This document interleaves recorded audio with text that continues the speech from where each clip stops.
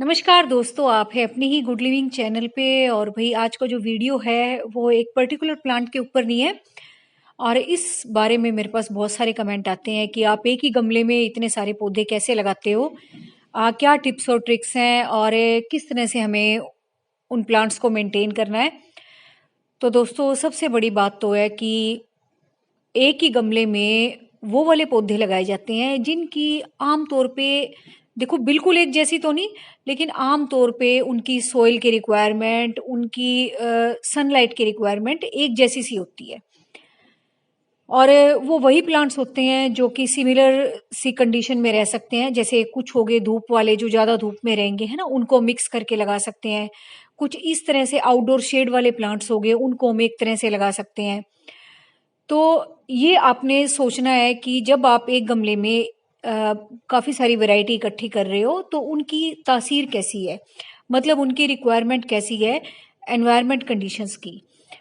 तो जब भी आप इस तरह के पौधे लगाते हो तो बस आपने यही सोच के लगाना है कि एक जैसे से मैं पौधे लगाऊं जो कि हमेशा एक ही तरीके से लगे भी रहें। अब जैसे सर्दी है तो देखो इनको कोई दिक्कत नहीं है, है ना। अब जैसे आगे आने वाली गर्मी आएंगी तो हम इनको उठा के थोड़ा सा शेडी एरिया में रख देंगे, क्योंकि ये सारे वही प्लांट्स हैं जिनको की ज्यादा धूप पसंद नहीं है। कुछ ऐसे प्लांट है जिनको कि आपको ज्यादा पानी नहीं देना होता है, इसमें एडीनियम ज्यादा आ जाते हैं, आपके कैक्टस आ जाते हैं जो कि आप देख रहे हो, है ना। इन दोनों को ही ज्यादा पानी की जरूरत नहीं है और सनलाइट तो इनको कितनी मिल जाए। तो ये इस तरीके से एक में लगा दिए। और कुछ भाई आप देख रहे होगे, कुछ अपने आप बीज गिर के भी लग जाते हैं एक दूसरे से। लेकिन कुछ की जब आप इस तरह से कटिंग भी उगाते हो तो आपने ये देख के लगाना है कि अब आगे आने वाले मौसम में आप इनको कहाँ रखोगे। सर्दियों में तो चलो जहां भी रखे रहते हैं, लेकिन जब बहुत ज्यादा तेज गर्मी पड़ती है, जब ये रेस्ट पे जाएंगे और कुछ ग्रो करेंगे, तब भी उनकी रिक्वायरमेंट आमतौर पे एक जैसी ही होनी चाहिए। अब आते हैं इनके सॉइल मेकिंग पे दोस्तों, क्योंकि जब आप ग्रुप में प्लांट लगाते हो ना तो आप फिर कहते हो कि हम गुड़ाई कैसे करें, कैसे इनको मेंटेन रखें। तो भाई जब आप मिक्स वैरायटी के प्लांट लगाते हो तो इतनी ज्यादा गुड़ाई की कोई आपको जरूरत नहीं होती, क्योंकि रूट लेवल से ही मट्टी इतनी ज्यादा सॉफ्ट हो जाती है। और दूसरा, जब आप इन गमलों की सोइल तैयार करते हो ना तो आपने क्या करना है कि बहुत हल्की फुल्की मट्टी रखनी है कि किसी भी प्लांट की रूट को कोई दिक्कत ना हो। हार्ड मट्टी होगी तो देखो कोई भी प्लांट ग्रो नहीं करेगा। अगर आप पहले से ही सोच के सॉफ्ट मट्टी रखोगे तो आपका कोई भी प्लांट मतलब ग्रो तो करेगा करेगा, और रूट लेवल से भी उनमें एक दूसरे से कोई दिक्कत नहीं आएगी। उसके लिए आपने क्या करना है कि जब भी आप इस तरह से मल्टी वैरायटी के प्लांट्स लगाते हो तो आपने सोइल का बहुत ज्यादा ध्यान रखना है, जिससे कि आपकी मिट्टी सॉफ्ट बनी रहे। और जब उनके रूट डेवलप हो अलग अलग पौधों की, किसी की ज्यादा होगी किसी की कम होगी, तो उनको भी फैलने में कोई दिक्कत ना हो। उसके लिए आपने क्या करना है कि आपने एक तो अपनी गार्डन की सॉइल लेनी है। गार्डन सॉइल वो होती है जो आपकी अपने घर की मिट्टी होती है, उसको गार्डन सॉइल बोल देते हैं। एक आपने रिवर सैंड लेनी है। रिवर सैंड वो होती है रेत जो कि सीमेंट में मिला के कंस्ट्रक्शन की जाती है। ग्रे कलर की भी हो सकती है, वो भुरभुरे कलर की भी हो सकती है। वो आपने अपनी सोइल में ऐड करनी है।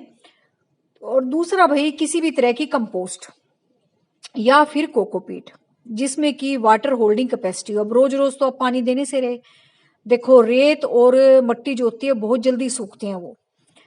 और इस तरीके से अगर गर्मियों में अगर हमने बिना कुछ मिलाए पौधे लगा दिए तो बहुत जल्दी मिट्टी सूख जाएगी।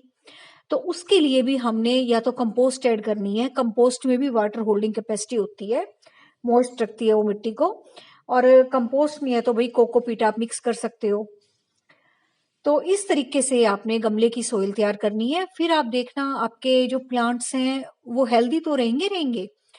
लेकिन दोस्तों ये मैंने खुद से देखा है कि अगर आप मल्टी वैरायटी के प्लांट्स एक गमले में लगाते हो वो ज्यादा खुश रहते हैं। और सबसे बड़ी क्या बात है कि इस तरह से पौधे लगाने में ना एक जैसी तासीर के वो ज्यादा खुश रहते हैं और उनके खराब होने के चांसेस भी बिल्कुल बिल्कुल कम हो जाते हैं।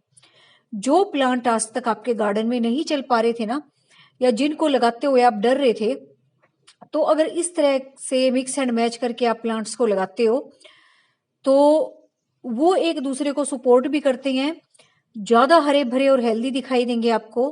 और दूसरा, जो आपका गार्डन है वो और ज्यादा खूबसूरत नजर आएगा।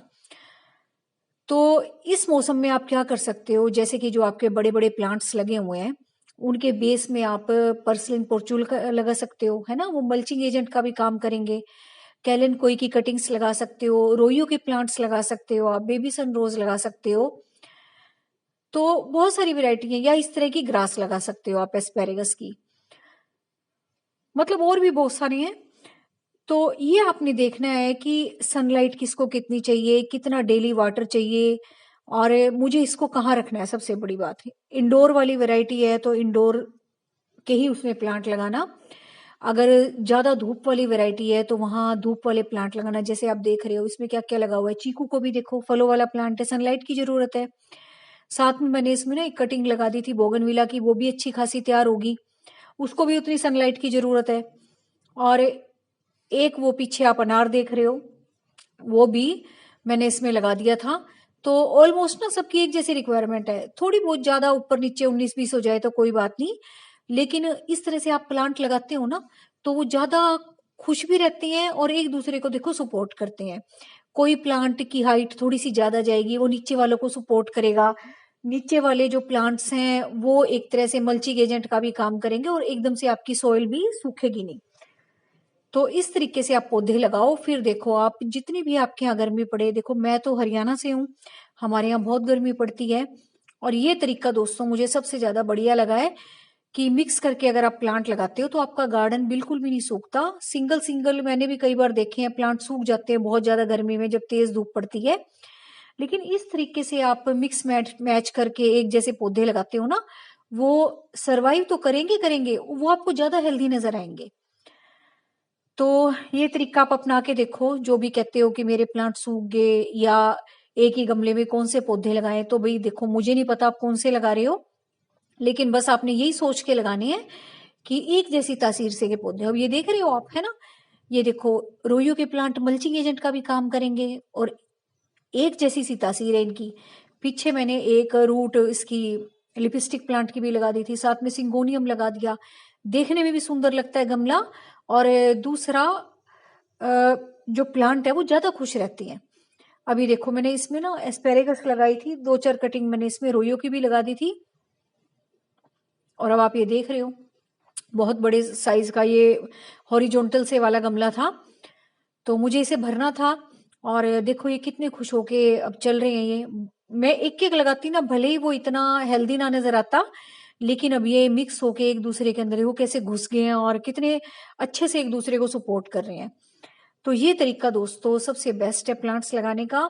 और इस तरीके से अगर आप प्लांट लगाते हो और इस तरह से सोइल बनाते हो और इस तरीके से आप अपने पौधों को रखते हो, तो आपको अपना गार्डन बहुत सुंदर दिखाई देगा, बहुत सुंदर नजर आएगा।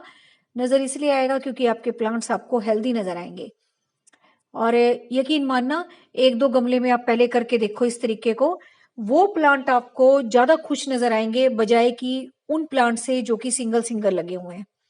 तो उम्मीद है आज का वीडियो आपको अच्छा लगा होगा और आप ये तरीका जरूर अपनाओगे। पहले किसी एक बड़े से गमले से अपना के देख लो, फिर आपको अच्छा लगे तो और भी प्लांट्स के साथ साथ कर देना।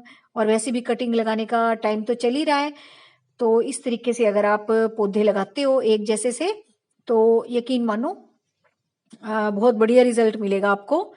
और ये मेरा खुद का एक्सपीरियंस है, मैं भी पहले शुरुआत में तो सिंगल सिंगल ही लगाती थी, फिर जब गमले नहीं होते थे और ज्यादा लगाने का मन होता था ना, तो मैं ऐसे ही लगाने लगी, कोई कटिंग कहीं लगा देती थी, तो मुझे ज्यादा अच्छे लगे पौधे।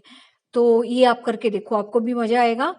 तो बस आज का वीडियो इसी टॉपिक पे था। Thank you very much.